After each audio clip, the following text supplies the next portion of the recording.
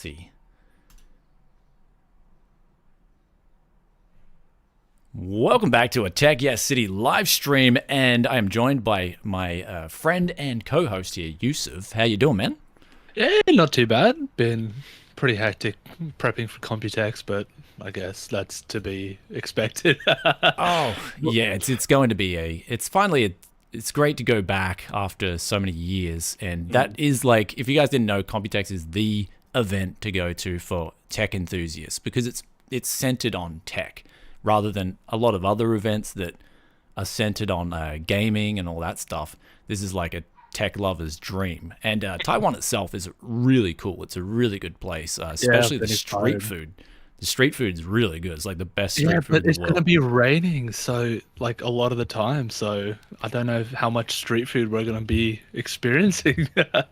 Okay, rain. Might have to get some boots then, like some those cheap boots with like that look terrible, just Oh, rain like boots. some. Yeah, okay, yeah. Yeah, dude, you don't want to get wet feet, man. I had that last year, and I got people were saying it sounded like trench foot, and it was bad, man. My feet were wet for like 14 hours, and it was so bad because I was in Tokyo all day, and that was Yeah. I'm never doing that again. So make sure you got the proper shoes. And so your Mm. feet don't get drenched. But we got these new GPU launches. Let's get straight into this topic here, where the new GPU launches have launched. The RTX 4060 Ti and the RX 7600 met with a lot of, I guess, mixed reviews. A lot of people said yesterday's review of the RX 7600 was really good. They liked that, and I sort of wanted to explain my position a bit more in that review, where at the moment, I don't basically in a nutshell, I don't have the full picture. And in order for me to say if these cards are shockingly bad value or if they're decent value, I need the full picture on the pipeline, right? How much does it cost Gigabyte, MSI, all these cards that you're seeing? How much does it cost these guys to make this card and get it to the retailer? Because then the retailer is going to make a cut, right, too. So at the moment, I'm just hearing so many different reports. People are saying it's say, for instance, a 4060 Ti would be $200, and people are saying it's $300. So, I mean, you know what I mean? Like, what do you think? Like, and so in Computex, Taiwan, we're going to get to the bottom of that. I'm going to Yeah. ask a lot of people, and I really want to find that out. Just how much does it cost? How much profit are these companies making on these lower end cards? Because I think they're making a lot of their profit on their higher end GPUs, hence why they launched those first. And I see a lot of people saying, well, the RTX 4090 is actually good value. And well, if you're sort of anti Nvidia and anti AMD, they're the cards that are making them the most profit. So The which cards? The 4060? No way. 4090, Yeah, 4090, yeah. The and 49 is absolutely giving the most overhead because it's like, I mean, percentage based. Like, oh, we've got a 20% markup, so like, or not 20%. Well, who knows? Maybe it is. yeah, Um, but like when you are paying that higher amount, you've got that buffer room. So say it was like something launched for 3,000 Aussie dollars, and they brought it down to 2,500. They'd still be making profit. Whereas you launch something at 200 bucks, you're not going to be able to get down to 150 without losing money. yeah. So well, I mean, that's what I want to find out. And so instead of me like saying this position and that position with certainty, I've got to get to the bottom of that because I haven't Yep. seen one reviewer break down the cost structure of these GPUs with absolute certainty. So, and a lot of people are saying, like, I get this a lot, like in the comments too, Moore's Law is dead, has rough costs and profit margins. And it's like, well, I've spoke to him and does he have that with certainty? So I want to find that out. Like, so that's why in Taiwan, I'm going to go to the sources. I'm going to go to these manufacturers and Yeah, to cut these out the parties. middleman and go see Well, like right from the look, source of the product. this is the plan. Hey, get a few drinks into these guys. Hey, how much? Because that's how it all happens, right? It all Yeah. happens when the beers are flying out. You'd be like, oh, I want some cost breakdown, and then even though we might even be recording when we're had a Yeah. few, so that might even be the way to do A it. couple So of people were saying that they wanted to see like a behind the scenes vlog, so I'm definitely going to be doing that for myself. But yeah. maybe we make it a members thing. I don't know if like the Oh, we'll do regular we'll do a YouTube vlog, man. We'll audience do would some care. vlogs. Like, it's going to be a lot of content coming out. It's going to be an action-packed 8 days. So make sure you guys are tuning in. I'm going to really do my best to get the best content out during that trip.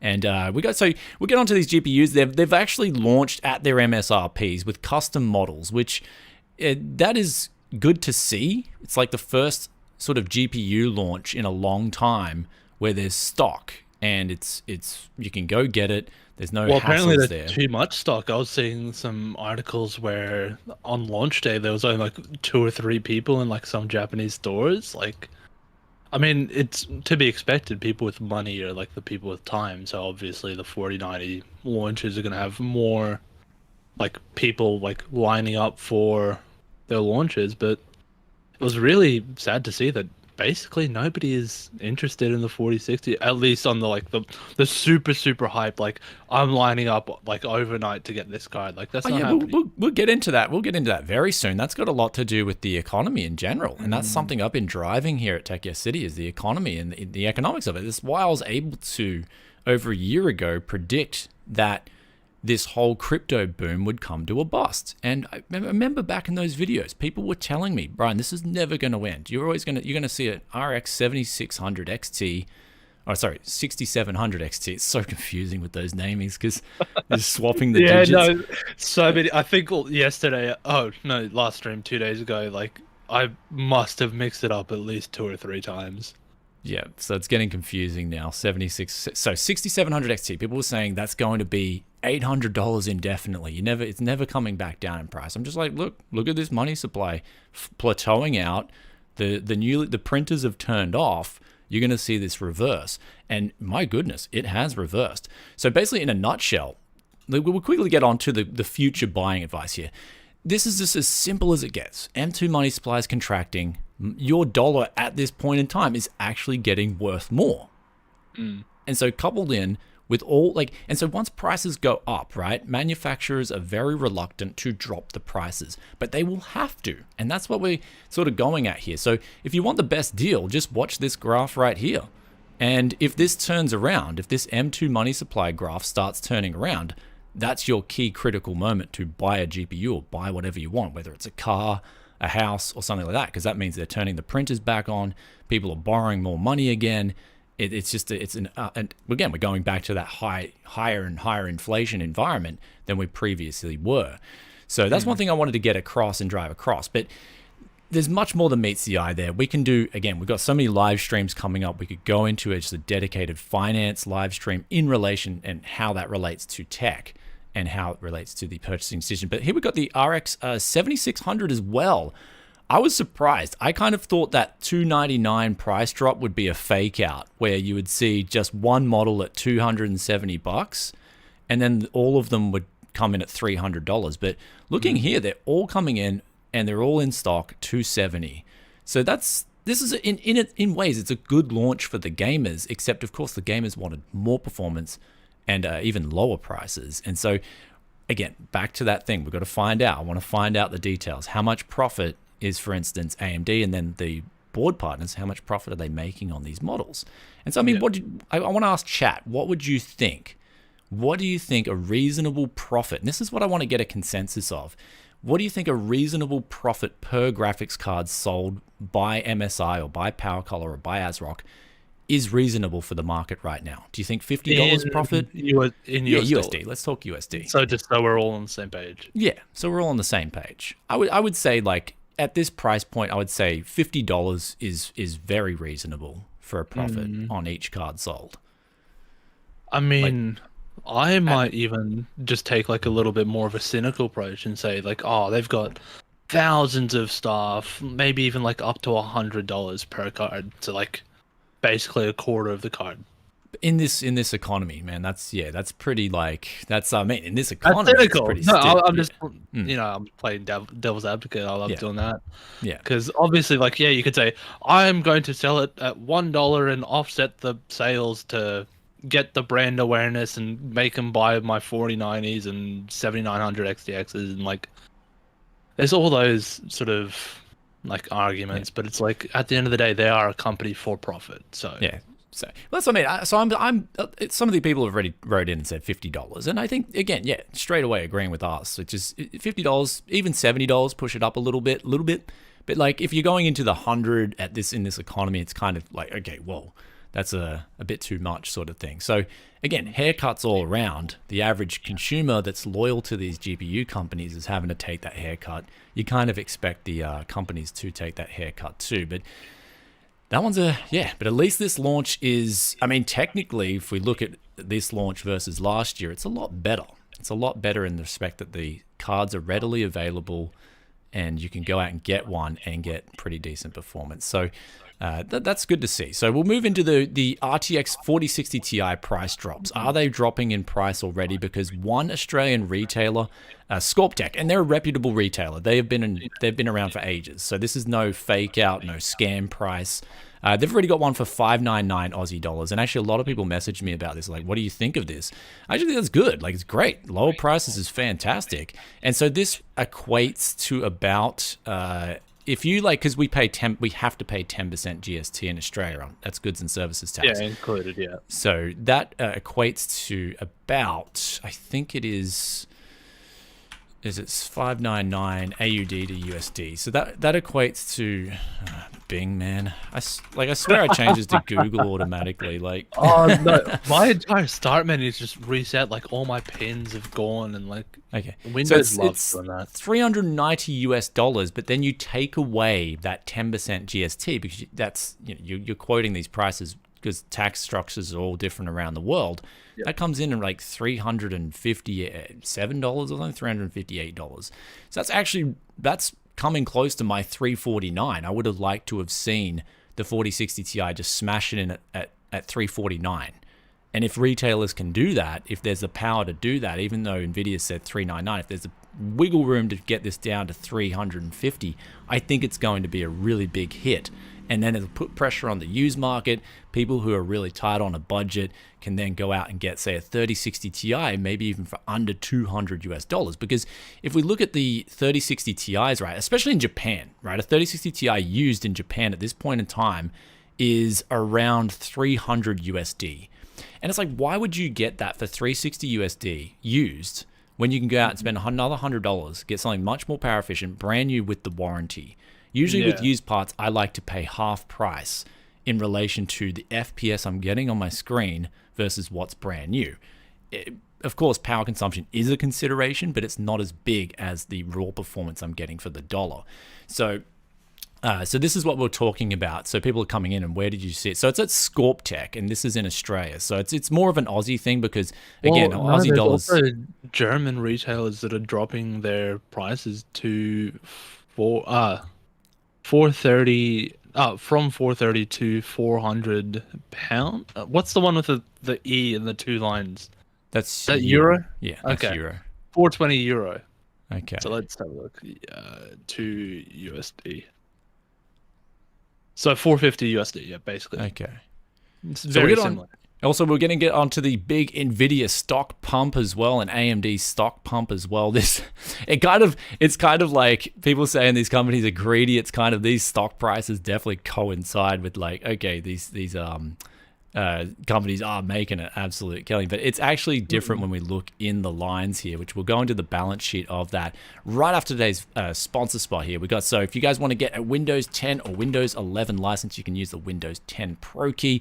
Check out the link in the description below. Type in that coupon code BFTYC, click apply.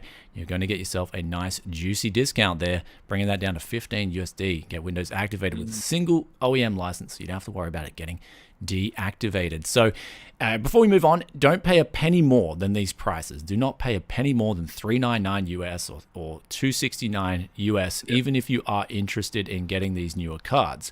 What's a fair amount that you would say, like, okay, when it price drops to this amount, that's a good buy?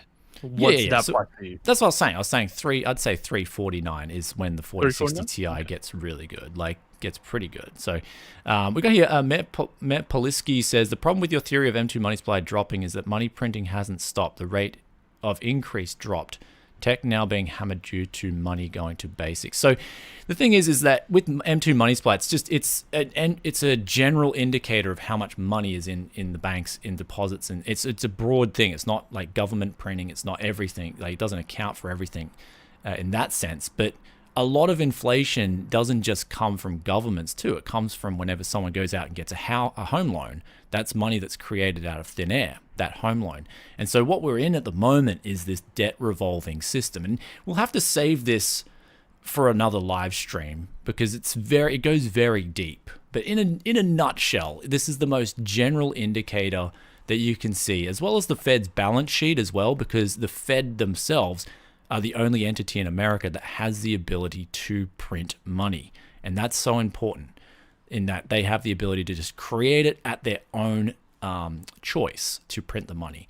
As opposed to you have to have collateral from the individual borrowing from the bank and whatnot. So it's it's a long topic that we can go into, and we'd have to dedicate a live, because we got the topics already up here. We could go off course. We've got like 4 or 5. But I've got to record 2 more videos before I go to Computex too. So yeah. When are you leaving?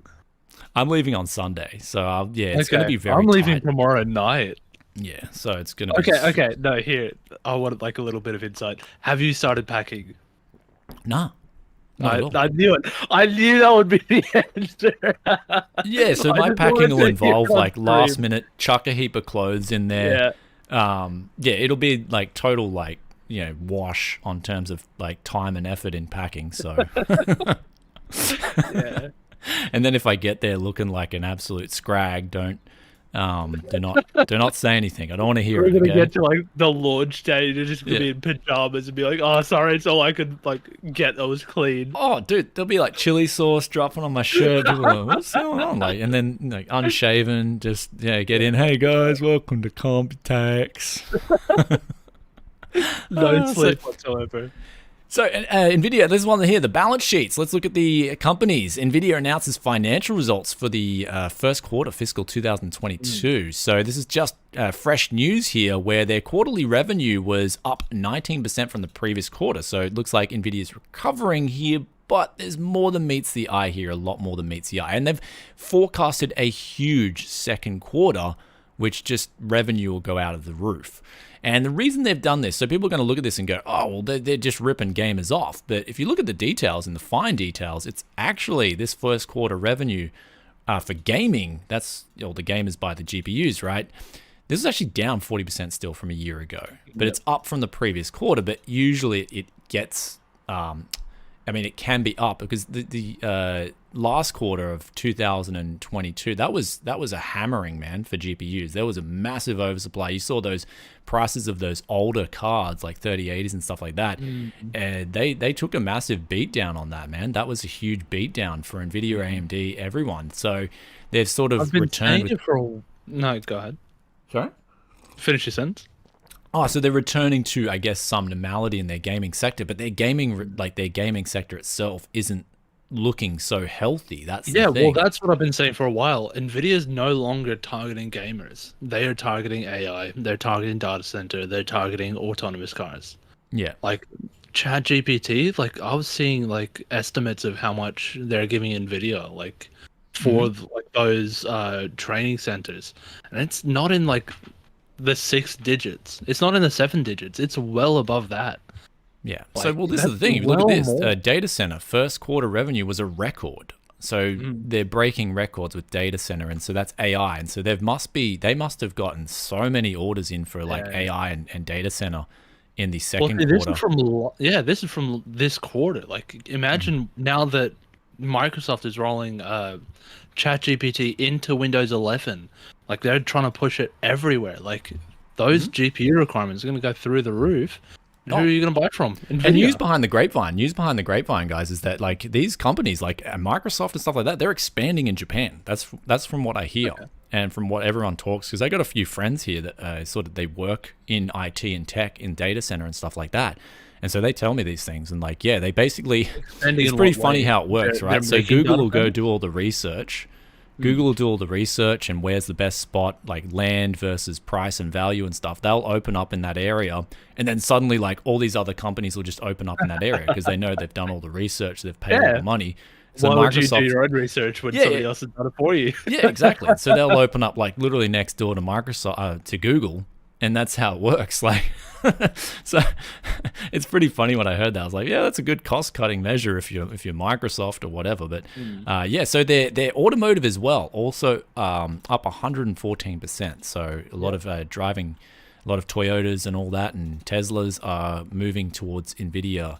I don't know. Wasn't Tesla going with AMD? Tesla's AMD, yeah. Yeah, that's what I thought. Off the It top of my head. used to be Nvidia, I'm pretty sure, but I'm pretty sure they switched to AMD.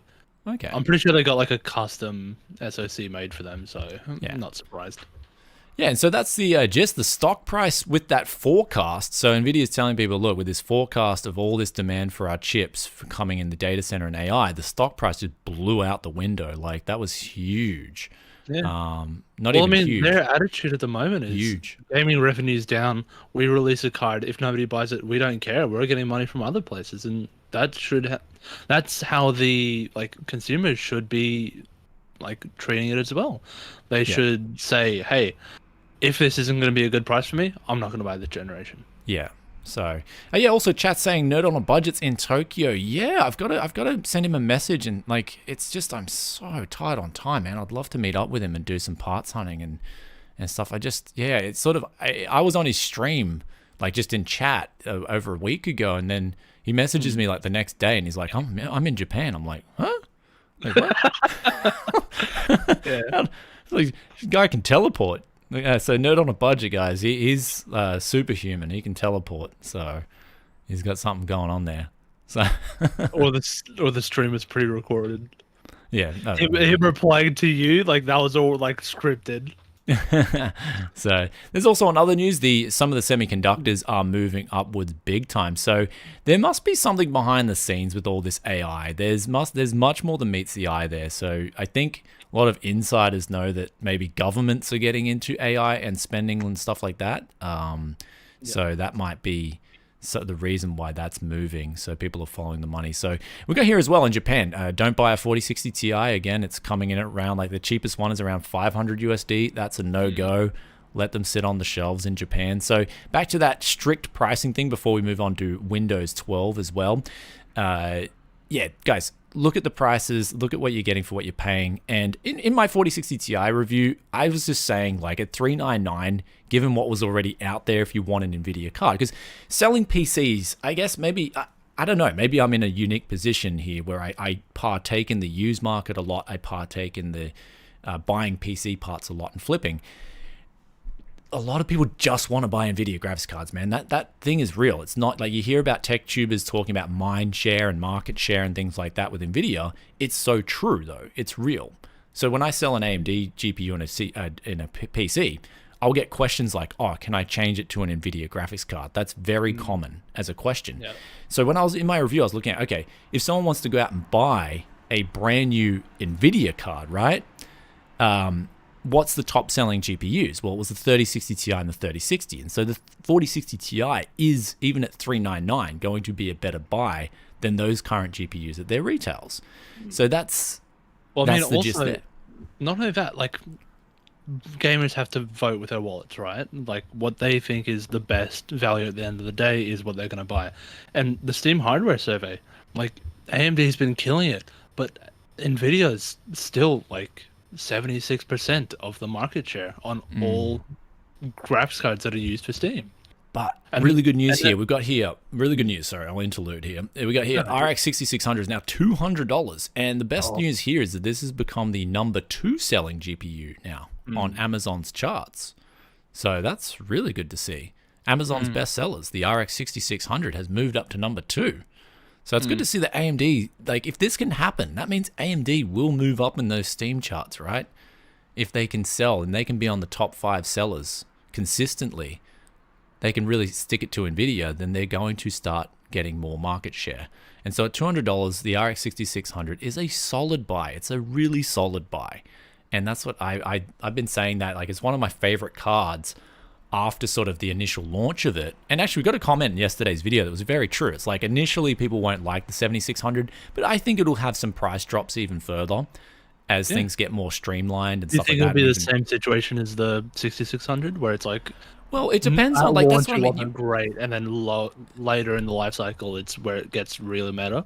So it's kind of like, that's where you got to get the price structure at, because they would be using more expensive GDDR6 memory on the 7600 as opposed to 6600. They're using slower memory on that. And so it's cheaper.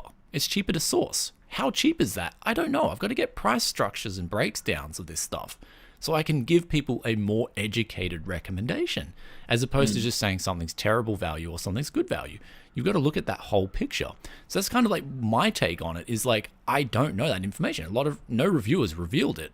People are saying Moore's Law's Dead's revealing it, but I'm seeing with like Well, how much percentage even in the comments confidence. we were seeing like very big spread. We were seeing between like $20 per 8 Yeah, gigs to like what was it, $16 per gigabyte? Like that's a huge spread, and just if we can yes, get to the bottom of it. exactly right. When you're seeing such a huge variance in the people who are telling you how much something costs, Mm. you know that wow, no one's got a really accurate figure of this. Yeah. I hate to say it, but that's the truth there. Is like when you're seeing so much variance in what people are saying, how much something costs, then no one's really got the answers. And I know this is really tight-lipped. I know whoever lets that out of the bag can potentially lose their job because they're under strict NDAs and whatnot. So Yeah. that's why I'm hoping for the anonymous source and get a few drinks into them at Computex. That's the plan. That's the plan going in with this whole event. So, but yeah, number 2 GPU RX 6600 at $200. Let us know in the comments what you guys think of the whole situation. If you're in the market right now, would you buy a used GPU? Would you be buying a new GPU? And the most interesting actually was this one right here in the top 10. The RX 580 is still... Yeah, that's exactly what I was about to bring up. Like I'm in the Steam survey charts at the moment. Like top is all dominated by Nvidia. Like 1650 is actually at the top right now. And then it's 1060, 3060.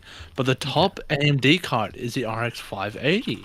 Okay, Steam survey charts, GPU. Let's have a look. Okay, let's see what we can find. It's like really far down. So it goes RX 580, RX 570. No, it's actually not that far down. I got to do my little counting. Wait. In a sea of green, though. Okay, yeah, it's a sea of green, that's for sure. 3080 is actually really high up on the list. That's the first time I've seen an 80 class card that high on the list. So that shows you that the market did perceive that as really good value at $699 anyway. So 1650 up on top. Wow, that seems more normal now. Like I know see the 3060s back down to more realistic levels. We saw the 3060 on top, I think, for a while, and it was like that doesn't seem right. There seems like there's something fishy going on. There's both 3060 and 3060 laptop right up the top. It's like that's crazy. Yeah. So how many I'd people say are some of buying that laptops? Yeah, it'd be interesting. Maybe Steam Surveys has sort of wiggled their way into some other telemetry, and they can get some. You might see something in the footnotes there on there. But people playing on Ultra HD graphics. That's something that's interesting too. But AMD RX 580, there it is. That's AMD's most popular card, and obviously the reason being is it's $100. So that is. But be careful. So I'd love to take a look at this card, right? I have heard that some of these brands, I can tell you straight away, this is an AliExpress banger. I've never heard of this brand before. Azu, Show Kings as well. There's one that's even cheaper, $96 from Show Kings. And these are the cut down. These aren't exactly RX 580s. They are cut down, I believe. The 2048 SP is actually more like an RX 578 gig. Right. So do keep that in mind. This one was made, I believe, for the Chinese domestic market off the top of my head. So well, see, even if it was an RX 570, like that's the second most popular AMD GPU. If you're getting it for a good price, like so it's a good price. Like you can't argue with that. I heard. Now if I was in America, I'd buy one of these up in a heartbeat and get the heat gun on the memory chips, because I heard they're using like just a whole used PCB and banging a cooler on it, and they're selling that. You're getting a used crypto card actually when it says it's a new card. So yeah, they're painting over like the memory chips and stuff like that. So do be careful when buying these. So if you buy one, I would still recommend checking it out with the memory slider and core clock sliders, just to see if you've got a little bit of wiggle room there at the very least. If you're buying Amazon, there's so much. Like it's so easy to return. Like if you're a graphics card, you plug it in, your sliders aren't doing what they're supposed to, just send it back for a refund.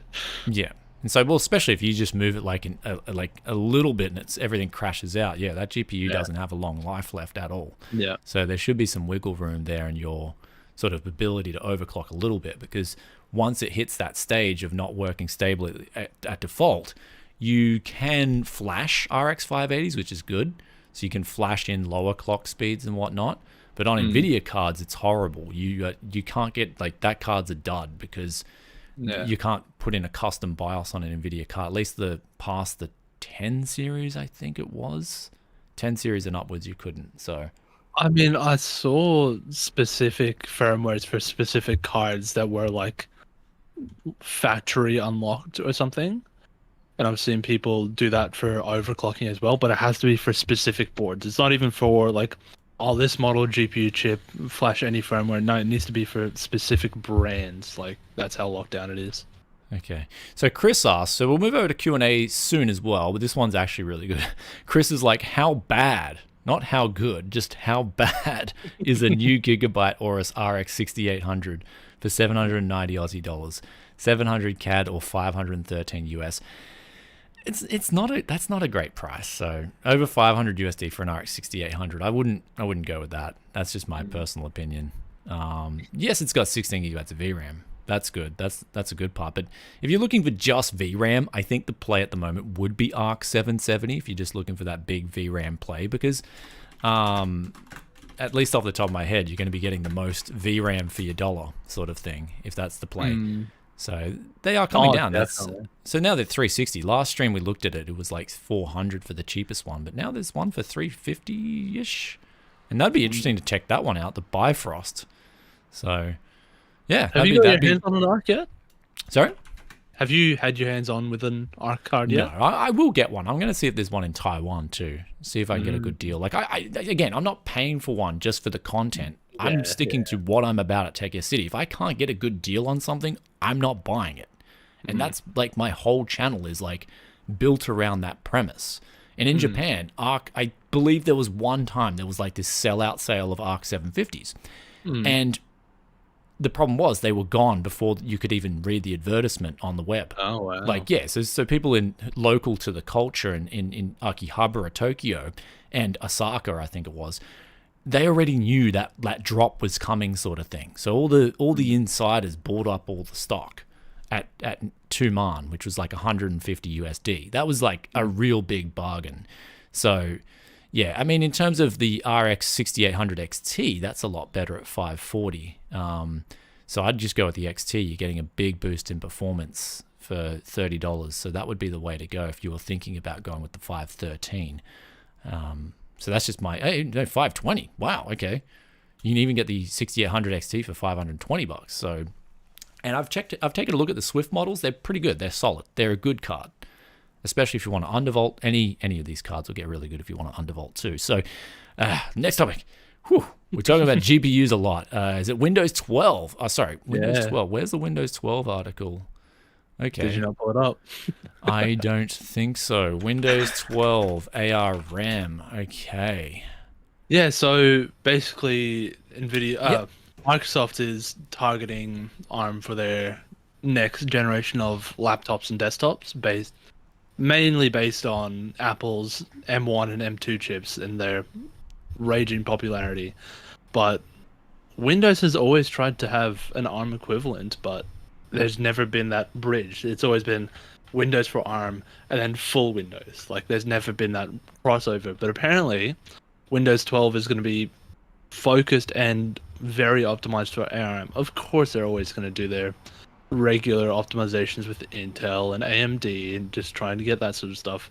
But seeing as their next products are probably going to try to be ARM based, it would not be surprising if all that sort of took a backseat for this latest and greatest generation. Wow, this is actually kind of scary for PC gaming, I guess. That's initially what my first thought is like, okay, how's this going to affect well, that's things, the right? thing. Like, you buy a Windows PC because it's got that massive app suite from back in, like, you can get a Windows XP app running on Windows 11. Like, it just works. That's why you don't go to Linux, because Linux doesn't have all the same products. Same with Apple. Apple's got their closed ecosystem. Windows was that place. And nobody liked it. Nobody liked that, oh, Windows doesn't do anything good. They shove Bing down your throat. The start menus. Like, there's a lot of anti-consumer behavior. Like, they're putting ads on the home screen and, like, all these widgets. But at the end of the day, you had no other option. And now Windows kind of cutting themselves out of their own out of their own market share. It's a I bit don't weird. know. Maybe So we I get don't know Windows if they 13 at the same time with more telemetry, more this baked in. I mean, well, see, think they've always their next generation was going to be like I think it was called like Windows X or something, and that was meant to be like ARM-based, foldable, focus, like really heavy, and then that just sort of fizzled away. So I wouldn't be surprised if they said, "Okay, we've had enough of these spin-off OSs. We want something like seamless across everything."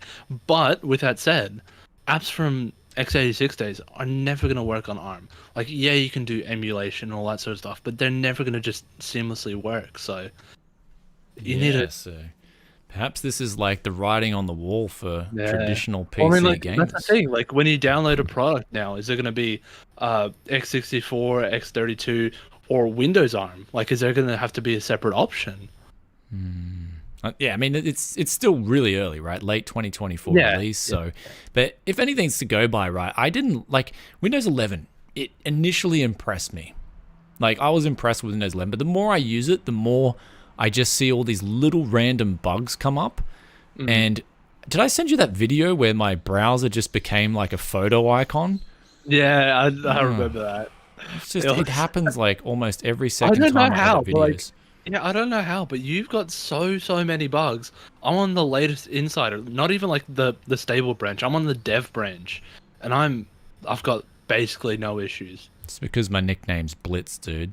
I run Yeah, at that's lightning it. speed, man. I get yeah, I do. I to be You've honest, gone too I fast snap for through Windows. Windows, dude. I'm snapping through Windows, man. Like it's you've seen it before, right? It's one of my I guess one of my skills, I guess, if I'm is that I can snap around and check snappiness response times of all the hardware, all the OSs and stuff. And so one thing I've also noticed about Windows 10, recent benchmarking, a lot of people are complaining about stuttering, right?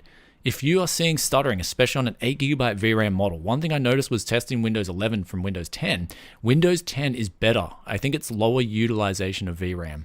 So it's going to be better on these 8 gig cards. So if you want to play games with a smoother experience, I would go for Windows 10 at this point in time, especially because we got the optimizations as well. We've dropped in an optimized Windows 10 ISO as well. If you just don't want to do any of the video, we've already got an ISO for a custom Windows 10.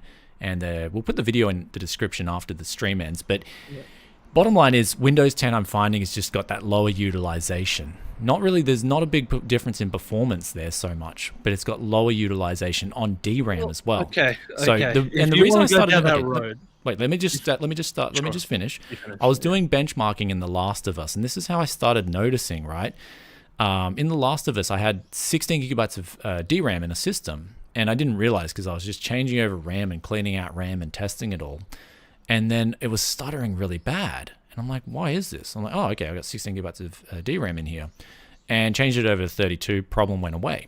But then I had a Windows 10 system, changed over to that. 16 gigabytes of DRAM was working fine, no stuttering at all. I'm like, okay, this is it's pretty weird. So in other words, it was just at that borderline where it needed that little bit more.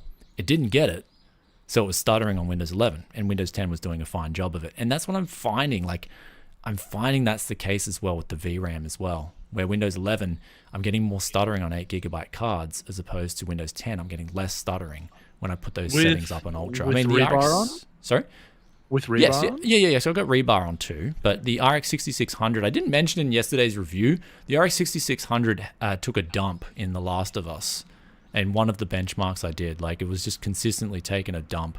So memory size, also memory speed has a bit to do with it as well.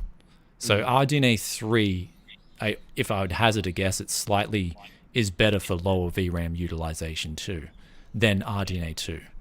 So hopefully that's some live information people can take to sort of make a informed decision about that as well. So Okay, quickly rolling back. If you want the lowest RAM utilization, you want the snappiest system, go Linux. There's Resolve on Linux. There's OBS on Linux. Games are getting good on Linux because of Steam's compatibility thing. That's just everything's there. You won't be able Okay. to use Adobe. You won't be able to use like a lot of games. A lot of games will have performance issues. But for like a purely workstation, like if you had a test bench that's Windows and then your stream and editing setup was Linux, you would see so much improvement. Like, I was seeing a video, I think it was a TikTok, of some guy's RAM no. utilization on 8 gigs. He had 8 gigs on Windows, and like 2 of it was being used by Windows, like nothing else open. And then he switched over to Linux, and it's like 600 megabytes. Oh wow, It's okay. like even better than like the most cut down you can get Windows. What about Windows 7? Because Marco's a big, he loves Windows 7. He tells me about Windows 7 all the time. So, yeah. Someone in chat's like Windows 8.1 was awesome. Oh, After you that's customized it, blasphemy. it was. After you customized 8.1, I agree. I did not like 8.1. Initially, it was buggy and crap, and Windows 8 was a bit thing. But 8.1 came out, and then you got the ability to fully customize it, and I absolutely loved it. Actually, you know what? I think my major gripes with Windows 8.1 is because they had that big tablet push. All the PCs that were like running it out of the box were low powered. So I think that might have just been my gripe. Every time I used 8.1, it felt clunky. Yeah. So maybe. I mean, you just got to optimize it. There was super big. For the win. Yeah, there was big You're optimizations. pulling your leg. Yeah. So people are saying, with the RX 7600 is just a 6600 overclock. No, it's more. If you were to do it as previous generation, isn't it 6650 XT basically? Like it's similar to that card. That's what people are saying. It's more like an overclocked 66 or 6650 XT. So that's how you can think of it. But yeah, I mean, this is another thing, right? Why? A lot of people are asking, why did AMD launch the RX 7600 before the 7800 XT, before the 7700 XT? I want to see if people, let's theory craft here. This is live stream, is more of a discussion. Do let us know in chat why you think they released the 7600 before the 7700 XT, 7800 XT. I would love to think. I've got a theory, but I'm going to see what the comments say first. Then I'm going to put really my quick, theory out there. And I think I'm right. I think I'm bang on with this one, but we'll get into it. I also got a donation quickly while that brews in the chat from R Reds. They donate a CLP 5500. What is the CLP currency? Interesting. Thank you for the donation, brother. Brian, thanks for your content. Germany entered recession today. Do you think it will affect PC parts market? With AI hyping, I feel Nvidia is starting to drop gaming in favor of AI content generation. Great questions there, my man. Thanks for the donation. Chilean peso. Recession is going... Sorry, where's it? Chilean peso. I got to check that out. Okay, CLP currency. What? Oh, okay. What? Chilean peso. Thanks for the Chilean pesos. Okay. Thanks for the donation. He's giving us $1, dude. That's like I can get 2 breakfasts with that. That's awesome. Thanks, brother. That's crazy. It's awesome. Thank you very much. Like, I can get like half a breakfast in Oz. Oh, dude, Oz is ridiculous, man. Yeah, Oz is like you want to get breakfast in Oz like $20 just for even a decent breakfast. I think McDonald's nowadays in Oz is like $15 for a breakfast. Okay, out. Let's go. Yes, I do think recessions. Any type of recession is in favor of PC parts dropping and less demand. And we've talked about this in the recent 2 reviews. Again, it's a GPU and a gaming PC is a luxury good because people they don't need them to survive. You don't need a GPU to survive. You don't need, and of course, you're willing to downsize those things if things get tough. I mean, whether you're going to go from 1080p to 720p, I don't know, but 1080p monitors, you can pick them up used as well for extremely cheap prices. In Australia, I get 1080p monitors for around $15 US. That's consistently. So recessions do affect PC parts markets, definitely, and it's in favor of prices dropping. So if you save up your cash in that in regard, then you are going to see better circumstances in terms of prices for what you're getting. Now, M2 Money Supply, I believe recession is on the way. We got this boom bust cycle here as illustrated in the M2 Money Supply. Boom, now we're heading for bust. And it usually takes around 18 months, 12 to 18 months for these things to cycle through. So we saw that massive inflation push right after around, bang, 12 to 18 months after this massive money printing came through, the inflation started to come through. And this has all been done in the 60s and 70s. By a lot of economists back then that looked at M2 money supply in relation to inflation. So as it's coming down now, you're going to see that delayed effect. 12 to 18 months later, prices are going to drop down and you're going to economies will enter recession. That's the gist of it. And you'll hear all these other theories about push-pull and inflation and cost-push inflation and all that. But the bottom line is you can substitute that for just simple supply and demand, right? Free market supply and demand will just dictate that, hey, if something's more in demand, the price is going to go up until the supply can accommodate that. That's how you look at that. Now, what we saw during the pandemic was we had much more people staying home, much more demand for PC parts, naturally, plus the crypto, it saw prices explode. But now we're seeing the opposite. Things are opening up again. People want to travel. All that effect's taking place as well at the same time as crypto miners have dropped off. So it's the reverse effect now in favor of the gamer. And so that's why and now we've got this M2 money supply dropping as well. All these things just spell price drops. So that's going to, it's no surprise that Germany entered recession. Australia will enter recession. Is Australia in recession already? I haven't checked. Japan, actually, it's funny, man. Japan's actually an interesting case. Japan's GDP grew, but we can talk about that in a separate finance stream. That's because the Japanese in general are a very savings-orientated based economy. So they've got savings, and when things get cheaper, they'll push their savings out and start buying. I guess what's the cure for lower prices? Lower prices. What's the cure for higher prices? Higher prices. So that goes back to that age-old saying. But Australia recession. I think it's. I don't think we are. Okay, not yet. So Australia might not be in recession. Okay, all right. So maybe another quarter, and Australia's in recession. Yeah, well, I mean, inflation's just crazy. Dude, Oz inflation. I got an email from the ATO, the Australian Tax Office, saying, "Hey, your HEX, which is your university in Australia, you have university payment deferral. Yeah. So that's HEX." And then I got an email saying, "Hey, this month's indexation, which is like the amount, because it's compounded based on inflation. Yeah. Inflation. Yeah. I got an email saying, "Hey, this year's is going to be 8%." I'm like, whoa! So your student loan's going up 8%. 8% in a year. Wow. Yeah. So pay that debt down as fast as you can. That's brutal, man. Yeah, absolutely. Yep. So the banksters, they want to make the money. That's what I mean. The banksters. This is what I'm trying to, in my reviews, I think the second review I did, the RX 7600, it was really good in the comments. I'm starting to get the message across. Okay, we can dump on AMD and Nvidia all we want, but how much is that costing structure of that GPU, especially this generation versus last generation? Really need to know that. But isn't it no coincidence? Just let me say this. Isn't it no coincidence that you got less for your money as your dollar devalued during those last generation and this generation? Is it no coincidence, right? And who caused that? AMD and Nvidia did not cause that. Intel did not cause that. The central banks caused that with their manipulation of interest rates and excessive money printing. And that's the bottom line. They've been devaluing our dollar.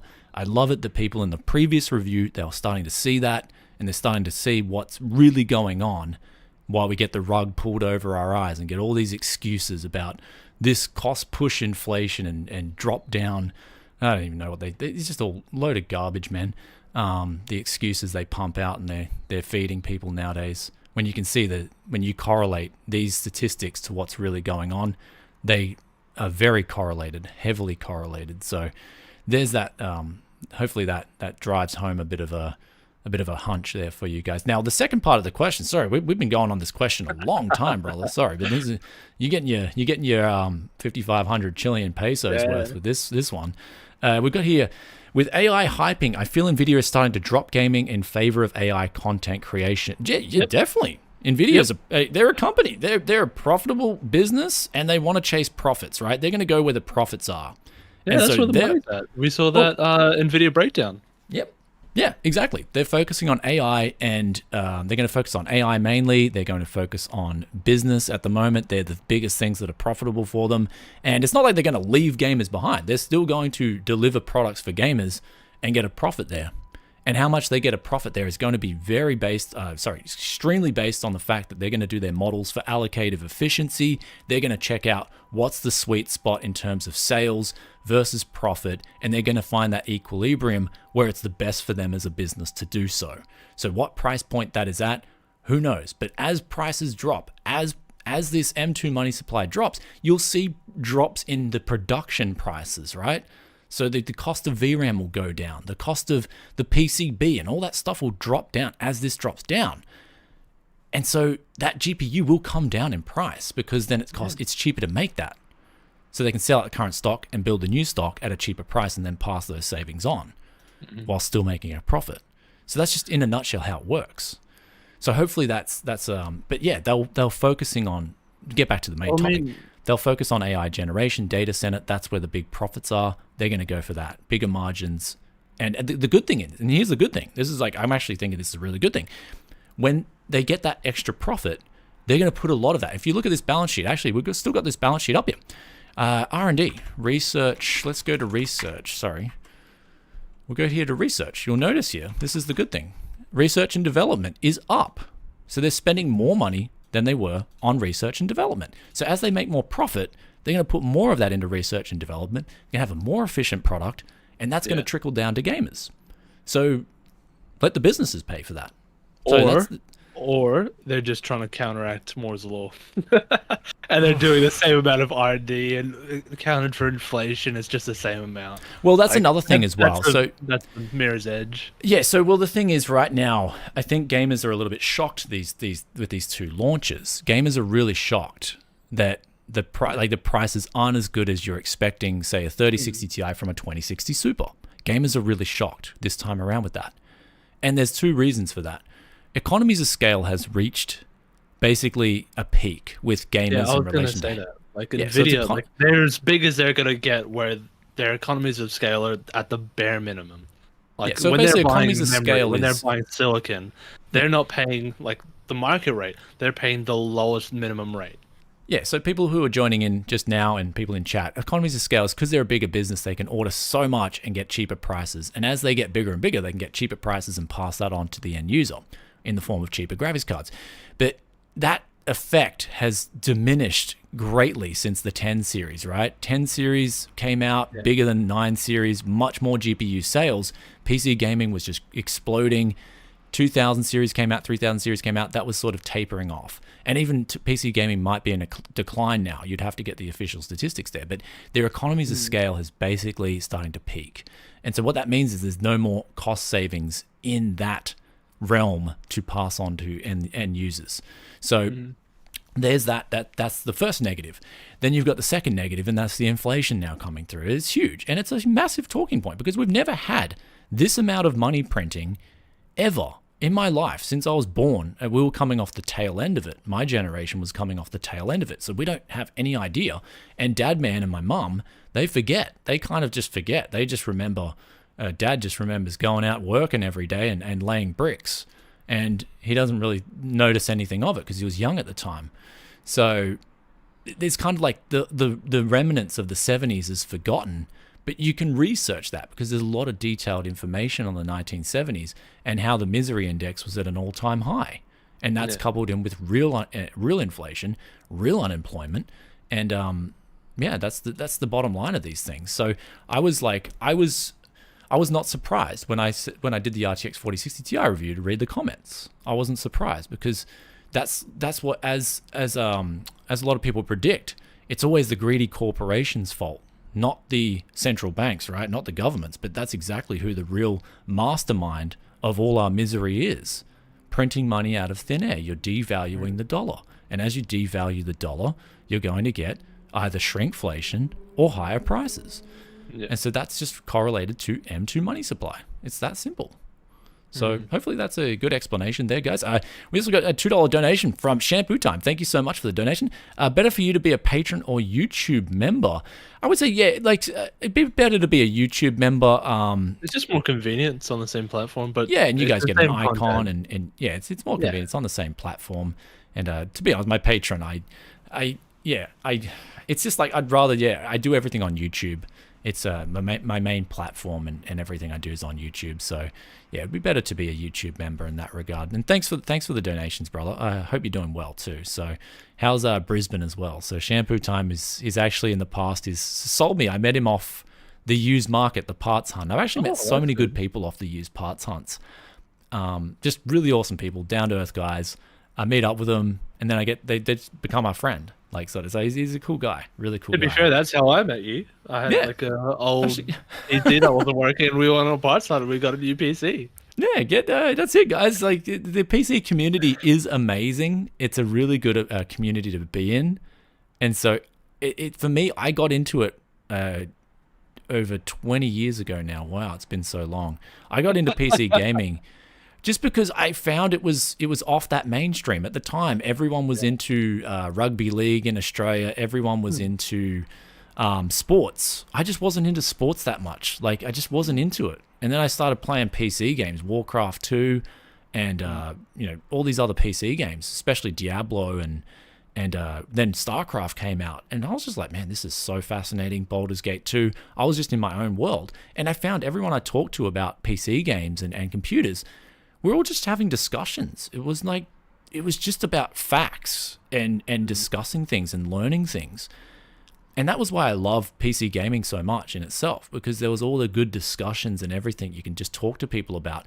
Except, I mean, in recent years, I have heard of, what was it, the AMD fanboy versus the Nvidia fanboy getting in a fight to the death or something? Like, what? Like, that was the most craziest story I ever heard in PC gaming. It's like, usually conversations don't get that serious, but yeah, I've never heard of that one before, but hopefully it doesn't go that way with PC gaming. Hopefully it remains just let's discuss. What's your opinion? What's this person's opinion? Let's just sit down, have a cup of tea, and just relax. So anyway, guys, that's about it for the main topics. We'll move over to Q&A right now, where you guys can ask your questions. But also, before we get into that as well, we got the world's first mini PC to feature a Airjet cooling system. So you've researched this one more than me. Do you want to take this one a little bit and tell the viewers what Airjet's about? Basically, it's solid state cool. I mean, depends on who you ask. It uses like a plane that's like vibrating on a really high frequency to move air around, and it's way quieter. There's no mechanical movement like a fan, and like you can see on the thing you've got on screen, it's just like a fanless PC that's tiny and it does everything you need it to. Like, this could be, and okay, so apparently the company has also been developing like higher end things for, like, obviously it's going to start with mobiles without fan coolers, like laptops and switches and like all those handheld types. So if that does become scalable, this could be like a cooling revolution. I'm not going to overhype it that much, but yeah, this is just something I was really excited to see, because apparently they're going to be at Computex as well. So I want to have a look at, is it like is the power consumption higher? Because the noise is definitely a lot lower, but is it feasible for a desktop? Is it scalable? That sort of stuff. Okay, so look at the cost structure, look at how much, like, it looks like it's looking at, it works on like 10 watts or 20 watts, so it's really small applications. So I think mini ITX is still kind of out of the question for those enthusiast gamers at this point in time. For desktops, yeah, but for like laptops, it could be feasible. Like, if you can get a 25 watt TDP CPU, like, it could be feasible. Yeah, cool it down. Okay, fair enough. That's interesting. All right. So if you guys have your Q&A, will you be playing Diablo 4? I'll be definitely doing a PC build on it. I'll check it out. I heard it's actually a lot better than Diablo 3. So really? Okay, that's a big bar to clear. Okay. What have you heard about Diablo 4? No, nothing. I just really enjoyed Diablo 3. Oh, you did? I finished it in 6 hours, and I just uninstalled. Oh, you did speedrun. Okay. Yeah, well, I don't know. Diablo 2, I liked Diablo 2 and Diablo better than Diablo 3. That was just me. Okay. Yeah, I didn't play 1. I played 2 and 3. I played 3 on my PS3, and I was gaming. I was having fun. Okay. Did you like 2 or 3 better? I don't really remember 2, because that came out when I was really I remember young. 2, man. It was so good. Yeah, of course it did. Barbarian PvP, man. It was good. So Omar, he's asked a question as well. I'll be playing it. So to answer that question, I will be playing Diablo 4 and checking it out, and also doing a PC build on it. So see what kind of budget PC we can get made for Diablo 4. So thanks for that question. And we got here from Omar Mattiote. Thanks for the donation, brother. $10. Sorry to change the topic. I heard the phrase Mirror's Edge and got me thinking about the old game Mirror's Edge, which would absolutely be a great remaster with ray tracing introduced into them. I hate how EA just kills off like their most like innovative franchises. Like, it was so good. Did you play Mirror's Edge? No, I haven't played it yet. Oh, no. It's like a old game. It was let's see. Mirror's Edge came out in 2009. Yeah. Oh, well, I was on WoW. Holy. Yeah, that explains that, dude. I was glued. I was glued to WoW. That's Yeah. yeah. I was Played on glued the to World of PS3. Warcraft. I missed It that was. one. Mm. Okay, is that the one where you portal sort of or? No, no, no. So it's like basically like this massive parkour. It doesn't really serve it justice, but it's like an action game where it's like you're jumping from building to building and like all this sort of cool stuff. Like I Okay. don't know how much else to explain it Yeah, I really. kind of don't know. Holy, it's $2 on Steam at the moment. I'm playing that. Okay, Holy. $2. All right, I'll have to check it out. $2, that's worth a buy. Thanks, Yeah. Omar. You've got me 5 copies of Mirror's Edge for that donation. Thank you very much. And we got here. What's going to be better for productivity, 4070 or 4060 Ti 16 gigabyte? Which application? Because I find if you're doing productivity, you're going to be using mainly one application. So for me, it would be Premiere Pro off the top of my head. The 4070 should be better for that. Again, it depends on what video footage you're editing too. That's another big thing. So you kind of got to be. I'm editing with B-roll, which is Blackmagic Raw, and that's like all GPU based. And even then, like I've got a i5 10600. It's been not only undervolted but also underclocked because I've got like a stupid cooler setup. And I'm editing 6K 60 FPS footage on an i5. Wow. It's mainly GPU based. Okay, there you go. So yeah, it depends on what you're doing. Yeah, depends on what you're doing. If it needs more VRAM, 16 gigabytes is going to be better because it's only got 12 on the 4070. But if you need more GPU compute power, 4070 is going to be quite a bit better. So hopefully that answers that question there. So how are 4080 sales, and do you foresee a price drop within the next couple of months? Yeah, 4080 especially, man. That's just not on. That's on no one's charts. That'll be a card that will get a price drop, man. The RTX 4080 for sure. That one's just, I don't see that on any of the charts. A quick break from that, but the reason Nvidia put their higher end cards like first, they sell their 40 and their 80 series, is because people who are holding out for that lower end, like their 60 or their 70, they think, oh, well, I mean, I don't have a graphics card. I really want to upgrade to the latest and greatest. It is only $200, $300 more. So it's like, once all these cards are out, the higher end starts to become less appealing. Like, it's very, very diminishing returns. You're paying thousands of dollars for. Are you getting like double the performance of a 4070? Probably not. Okay, so the most important question I got for you is when they're thinking about it, do they start off with Is that what they do? Yeah, absolutely. Okay, absolutely. Okay. No, they've got a big board meeting, like huge long tables. Like they've got the video screens as well of all their investors overseas, like that typical stereotypical thing. They're sitting in their board meeting with all these screens and they're saying, Actually, you got critiqued in the last live stream for saying like too much. So you've just got to pause. You've got to work on your pauses, your strategical pauses. I mean, if I and just pause, say, hang on a second. It's going to be like a very long, awkward pause. Or I could go the ums and ahs, but that's not any better. No point. But so what we've got here is $50 off too with a promo code. So 4080 is $1,100. There you go. So it's coming $100 under MSRP. That I believe that'll come down more in price. The 4080 is one of the worst selling. I think it's the worst selling 40 series GPU. So when it's the worst selling GPU, it will get a price drop. Do not worry about that. In Japan, I believe it's not even on the charts. So I think the 3060 is the number one selling GPU here at this point in time. And then the 4070, okay. But is there any 4080s on this chart? Absolutely not. So 4090's outpacing a 4080. Yeah, 4080 is just nowhere to be found, man. No one's buying a 4080. So that'll get a price drop very soon.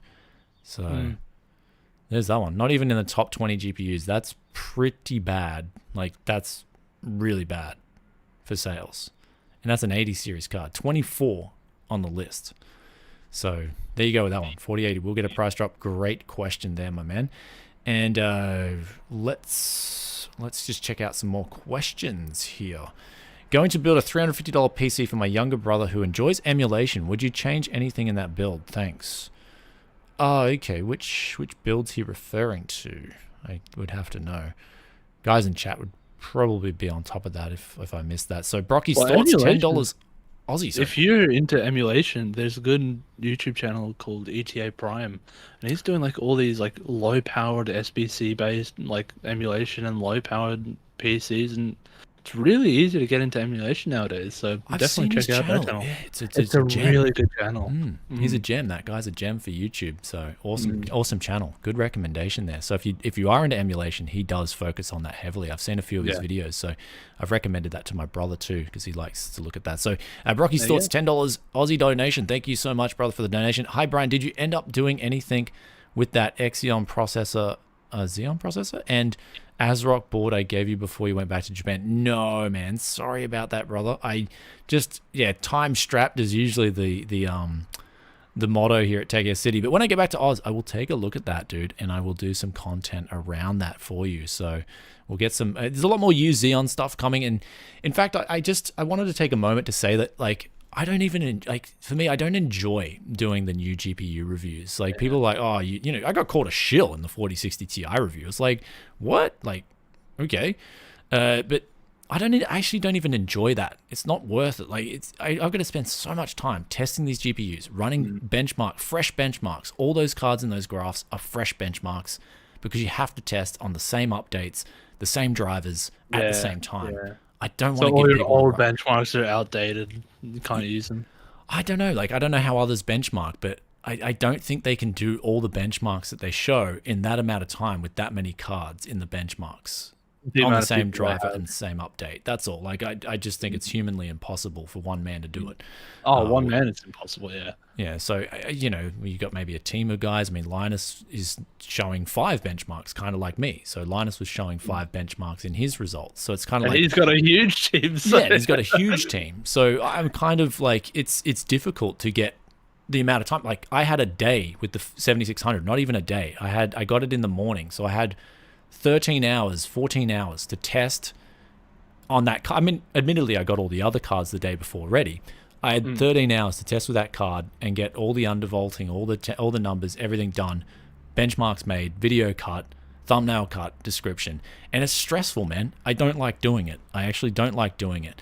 And then you get met in the comments with like, oh, this guy's a shill, sell out, blah, blah, blah. And it's like, man, I should just hang up the boots on this stuff, you know, like, and just get back to used parts only.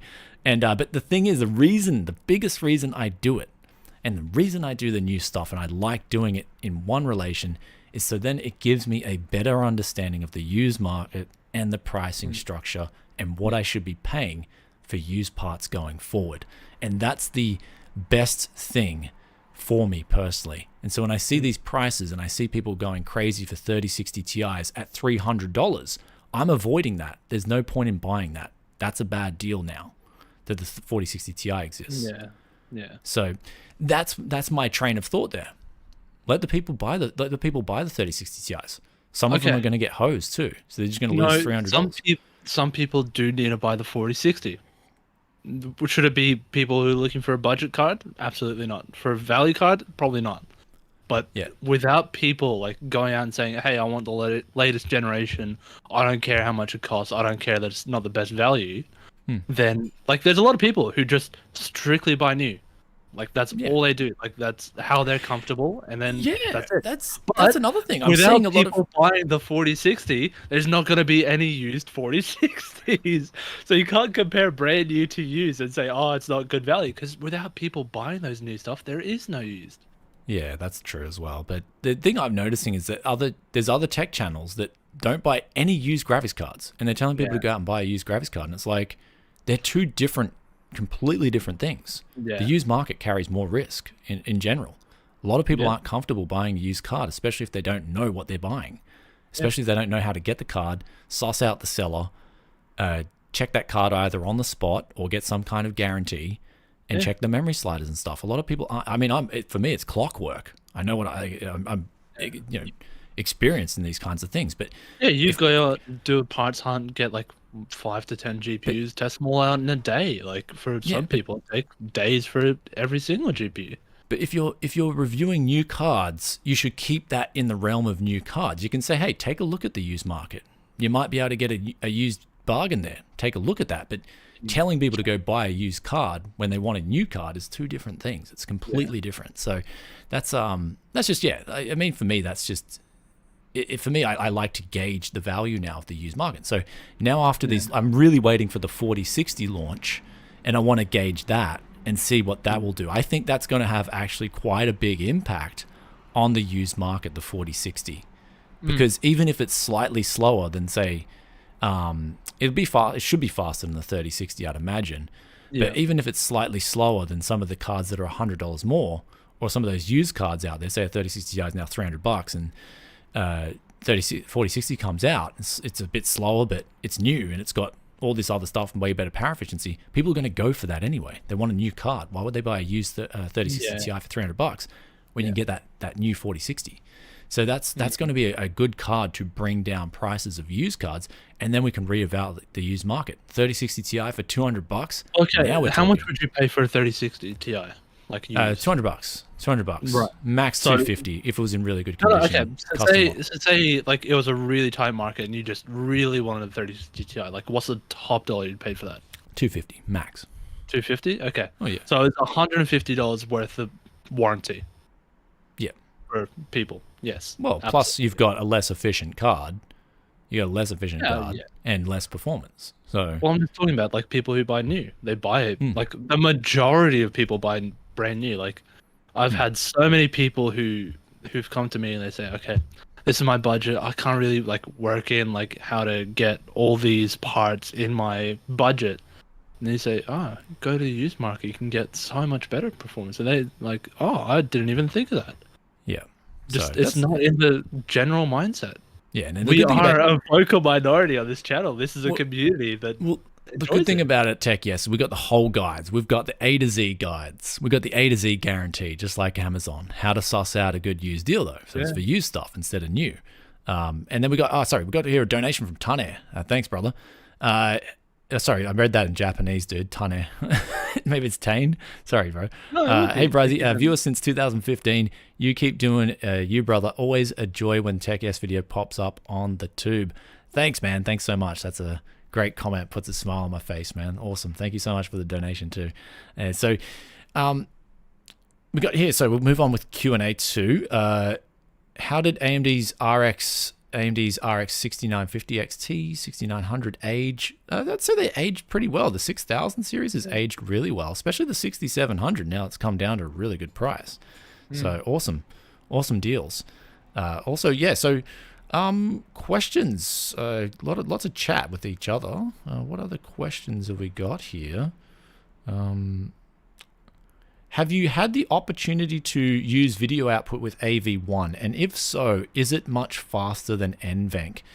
So AV1, I believe there's a single encoder. I did try it out, yes. I just forgot it. On the 4060 Ti, I forgot to mention it in both reviews, I believe. I've got to get this content done. I think a gamer... 7000 series, the first with AV1? Because the 6000 didn't have it. Right? AV1 is going to be mainly for people on really crap internet. That's my opinion on it. It's more efficient than H.264 encoding. It's better in terms of streaming for YouTube. Upload whatever everything. Streaming, recording, press it down anyways. Yeah, so it's more so for the individual. It's not so important, believe it or not. It might sound a bit crazy, but it's more so like you're talking Netflix, who have to pay so much in data, right? It's going to be really beneficial for Netflix. It's going to be really beneficial for people who are mass producing videos. AV1 is going to be awesome.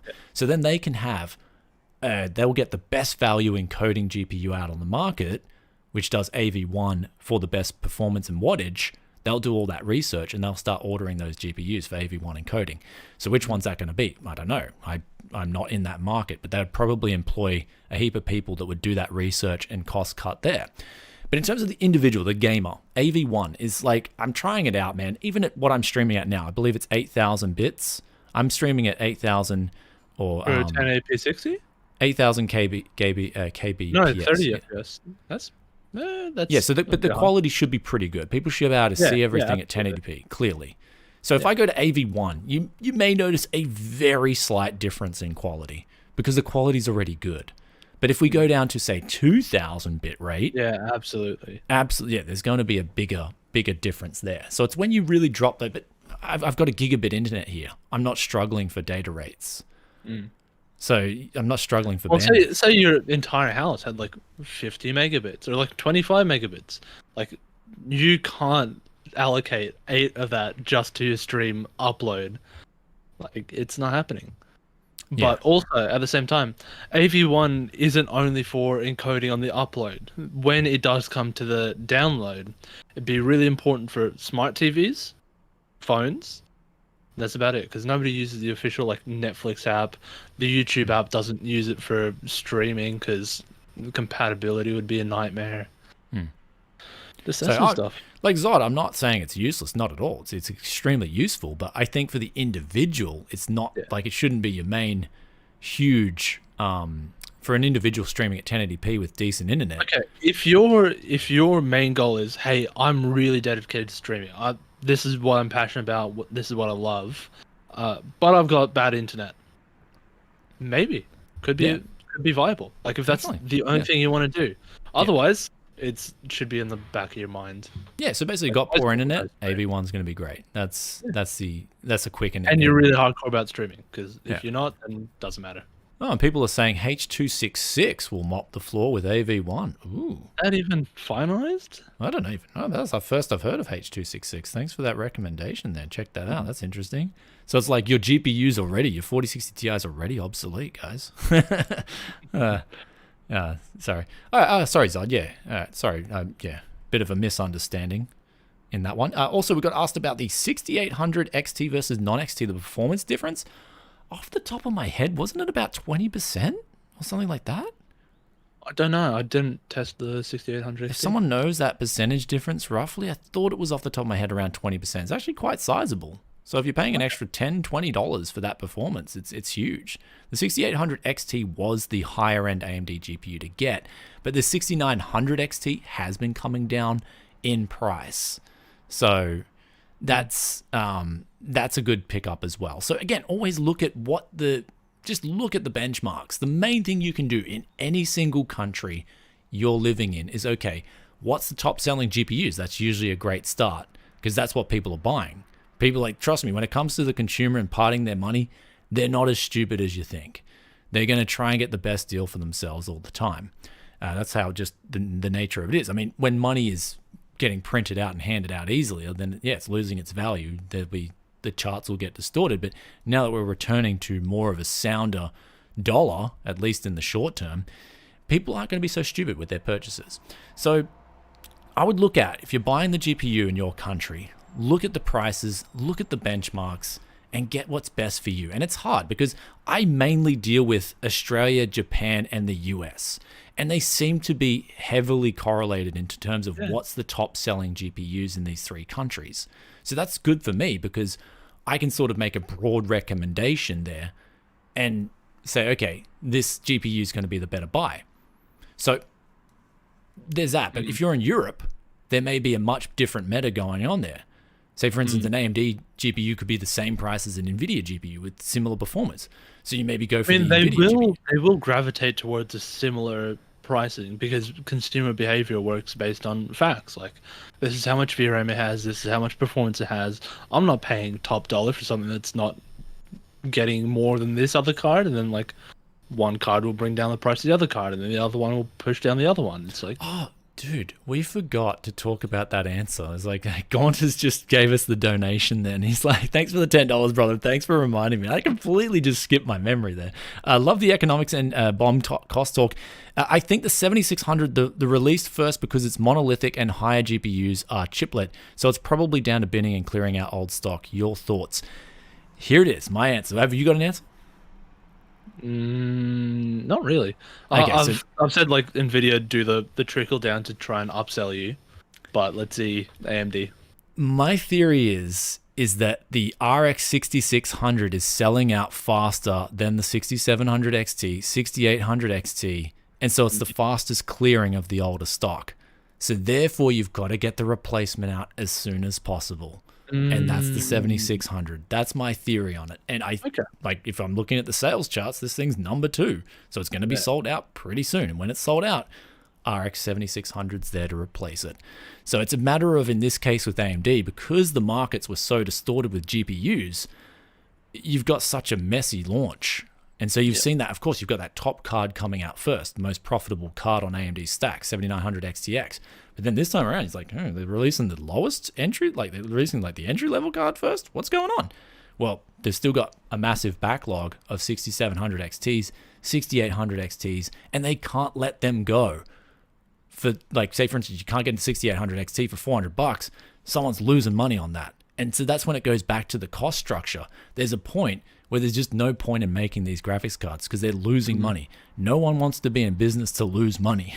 So that's my whole take on that. Maybe it's different to other people, but I believe the 6600 is selling out the fastest in these cards, and that's why it got replaced first with the 7600, because there's the new card to replace that one and then stay in stock. Slow hardware with the 220 New Zealand dollars. Radeon 7 in 2023. Depends on the price. Like, okay, Radeon 7, dude, be careful of that, because I had a friend in Australia who was a heavy miner. This guy was like into it. Yeah, he was telling me the sold a lot. Radeon 7s, dude, they crapped the bed. He was telling me they crapped the bed hard. And there's so many of them. You'll find a lot of them are for sale, are faulty as well. That's what he was telling me. So I'd be very careful of a Radeon 7 purchase. I actually would stay clear of it from what might see for parts or repair. There's going to be a heap of these up for sale for parts or repair. They just crapped you the got, bed. buy protection. So if it's eBay, if it's Amazon, that sort of stuff, and just make sure you're paying a good price for it. There's no pay top dollar for it when there's other options out there. Yeah, so this thing is, I would steer clear of it. That's just from what I've had people I know have like over half of them drop out, which is insane. And they've ran them at like undervolted, higher fan speeds and whatnot, and they've crapped the bed still. So the Radeon 7, I just steer clear of it in all ways. So hopefully that answers that question there. So, okay, so with that aside, how bad is Gigabyte for warranty claims? I'm weary of buying a Gigabyte card. And new stuff's pretty good. That's what I found too. I had an RMA with them one time, and it was smooth. It wasn't like the best. It wasn't like, hey, well, the best warranty you can get in the world is where they just send you out the product, and as you accept it, you send back the old product. So it's like there's no downtime whatsoever. Even better than that, I don't know if you guys know, but I remember in Japan when there was I had a Microsoft ergonomic keyboard. I bought it brand new, and it failed. No, I think I even bought it used. Maybe it failed, and I went to Microsoft warranty. There's no way. This was 12 years ago, right? This is like 12, 13 years ago.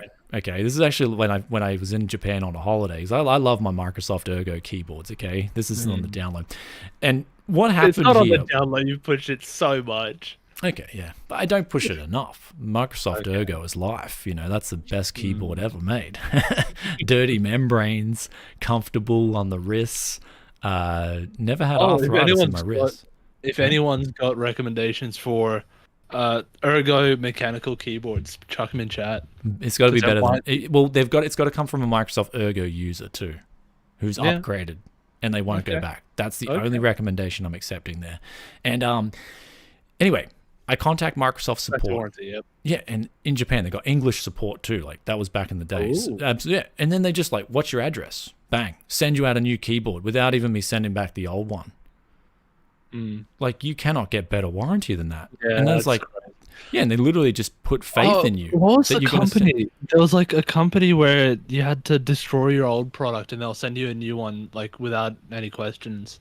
Oh, that was a Power Supplies. That's Power Supplies. I think it's Thermaltake. I think it was also like a Cougar. SSD that you had to like physically pierce it and then like they would send you out a new one. There is those warranties as well. That's solid, because people don't want any downtime, and that's the worst thing with RMAs. So, but Gigabyte, obviously I think the companies don't want to get scammed. Yeah, well, I think there was for me personally with Gigabyte, there was a little bit of downtime, but it was okay. So, Actually, has your motherboard got a PS2 port? Because people are saying PS2 port Ergo. Okay, PS2 Ergo. It's got the lowest latency because there's no USB communication. Weird though with PS2. This is the one thing I found whenever I use the PS2 keyboard. I just get random dropouts and crashes. more than I ever would on just a USB Would keyboard. that just be a new versus used thing, like just being so old? I don't know there. So that's what I found. I just stick to USB keyboards now because yeah. So even though PS2 is quickly before we move on, my friend had a 2080 Ti Gigabyte, and he's been running that since they first came out, and they're fine. okay. So it is anecdotal, but Gigabyte are pretty good. Speaking of the 2080 Ti, it's getting a pretty hot recommendation on the used scene. I've heard people asking me, should I get a 2080 Ti? Should I get a 2080 Ti? I mean, if the price is like, if it's a good price, like, if the price is right and you don't mind the higher power consumption, that thing is a beefcake in terms of power consumption. Absolutely. It loves to chow it down, man. It's a power hungry card. That's all I'll say there. It's definitely you'd want to undervolt that thing, but you've got 11 gigabytes of VRAM. Plus you've got access to DLSS 2. So in that case, it's actually, if you can get it at the right price, it's pretty good. So we got here another donation. Thanks from Slow Hardware, NZ550. I got my new Radeon VII for 220 New Zealand dollars. It was used as an Adobe SolidWorks card since new. For SolidWorks, it'd be so good. That's a really good deal. So they're just, if it works and you got it for 220 New Zealand dollars, that's a really good deal. Okay, I would forget about what I said earlier. At that price, and you can confirm it's working, that's a good deal because you can just go and resell the thing and make a heap of profit. Like there's another one. You can just reflip the thing. So Marco says, I can become a millionaire by losing money by first being a billionaire. See, that's Marco's on the meta there. Just share your tips and secrets on how you get to the billionaire. Do you just convince the Reserve Bank of Australia or the Federal Reserve to print up more money until money gets so worthless that everyone's a billionaire? Or what's the strategy? Is saying that Razer makes you cut the cable for their wired mice. Okay, yeah, that's fair enough. Yeah, that's cool. I mean, yeah, it's just so you can see that's more accessible. Okay, and do you send it back or you just chuck it in the bin? Probably chuck it in the bin. Like otherwise, why would you cut the cable? Yeah, but I mean, yeah, it's interesting. So they don't even bother. It's not even worth their time to fix it. That's pretty crazy. Razer made me cut the cord of my wireless keyboard. I guess, well, on cheaper products, it's not going to be worth it. Like if you're talking about a mouse that's $30, it costs them $15 to make it. It's not going to be worth it. It's just like, what's the point? Because you send that back, the postage will probably be worth more than the mouse when you're sending it back for an individual. So yeah, that's understandable there. So anyway, all right, guys. Anyhow, we've got to close off the stream. I have some really juicy content coming for you guys in the next couple of days regarding it's regarding X99, and you're going to love it. Ooh. I've just finished. I've done all the testing, and I'm going to start off with the most juiciest video first with X99. It was super juicy. I was actually surprised with the results, and some of the members requested I put in the Ryzen 5 4500 in there, and I was actually shocked to see the results of the old X99 6-core in there. So it's a goer, man. Like the old 5820K, it's going to surprise people how relevant it still is in 2023, which was shocked. So we got some cool content coming on that, and then I've got to just jet off to Computex. So that's it. Like bang, small schedule, a small time frame for me to get a lot of things done. Sunday morning, or is it in the afternoon? Sorry. When do you leave on Sunday Arvo? Like, well, Sunday, yeah, in the afternoon. You leave Sunday morning, so you go like midday for Saturday night, tomorrow night. Yeah. So stay tuned, guys. Hit that like button. Also, if I missed any questions or comments, I do apologize. Drop them in the comment section below, and I will get back to you after the stream. And thanks so much for tuning in. Yeah, hit that like button for us. Love each and every one of you. Thanks for the donations as well, guys. It's been awesome, and we will catch you in another tech video very soon, as well as Computex coverage is coming along on the way. We're going to have some live streams. I'm hoping to get some of the fellow tech tubers. Yeah, is there anyone that you want to see? Wendell. I'm looking forward to meeting Wendell so much. Wendell's I'm so keen to meet Wendell. Dude, like, Wendell's just the best. Wendell's the best. I'm looking forward to meeting Greg as well. Greg Salazar. Sure. So even though he hasn't replied, Greg left you on red. Greg just ghosted me. So Greg, respond to my message, please. If you're listening, Greg, please. Yeah. But Wendell, going to be meeting up with Wendell. Really looking forward to seeing him. I haven't seen him in years before all this stuff. So it'd be awesome to see him and catch up. And then, so that's it. There's that, guys. So hopefully I see a lot of the other tech tubers there, like GN and stuff like that. And And Luke from Linus Tech Tips, I really like Luke too. Luke's such a cool guy, man. Yeah, there's some really people I just look forward to meeting too, because when I meet them, we're just talking about like the usual geek stuff that you talk about with everyone. Like I think the last time I met with Luke for lunch, it was like we just started talking about World of Warcraft and how good it was. That's so good. Like that's the kind of community you want. You want to be able to like reach out to people, meet up with them, and not talk about the work that you do whatsoever. Just be like random guys having a blast. Yeah, and that's the best thing about it. So if you guys are in Computex at the time, don't be afraid to say hi. Come and join us. Please bring me a beer as well if I'm on the floor. What's the Taiwan beer meta? Oh, Marco's got all that under control, so he'll have that. And then the last question from D's Nuts, Brian, do you lift? I do chin-ups and pull-ups. I can do, at the moment, I'm getting back to doing 40 pull-ups at one time. So I'm getting back into all that. What's the last you benched? Sorry? What's the last time you benched? Maybe an Oz, man. I had all the gym equipment there, but I got my little chin-ups bar here, and I got my little abs machine, so that's my workout at the moment. Yeah, you go for more of a agility build, like getting nice and nimble. Yeah, that's what I've realized. I got to be more. I feel best when I'm more agile and more lean as well, with cardio on top as well. It's my favorite because, dude, gaining muscle, you get so hungry, like you're eating. It's not because people say, oh, you should eat 5 times a day. It's not because you want to eat 5 times a day. It's because you have to. You just get so hungry when you're building muscle properly. And it's like, man, I got over that because it consumes a lot of your time and a lot of your life, as opposed to the pull-ups. That's just like, bang, man, I'm just smashing them out, staying lean. It's good for my back too, because I sit down a lot with the tech channel and stuff like that. So yeah, I can do half a pull-up. Oh man, you got to get on that, dude. You got to just it's hard at first. Like when you see, I didn't do it in a while, and then I don't get like discouraged if you can't do it. Just like do other things that you can do to like build yourself up there. There's nothing worse than not starting. Yeah, but never, and I say this with like passion, never do too much weight or anything that's too strenuous. Always lower. Start off always with lower reps and slow burn, man. Never go heavy. If you see these guys at the gym doing these huge weights, man, I feel sorry for them. 10 years time, they'll probably have some serious, massive injury, and they'll blow. And it's nasty, man. So for me, I'm sticking to low weights, more reps, cardio, feel great, and there's no risk of injuries or anything like that. So that's sort of my way of going at the moment. So there it is. Anyway, guys, thanks for the questions. Thanks for tuning in. Love each and every one of you guys, and we got awesome content coming as well. If you're just joining in, you're a new viewer as well, hit the sub button and get ready for that awesome content. And we'll see you in Computex.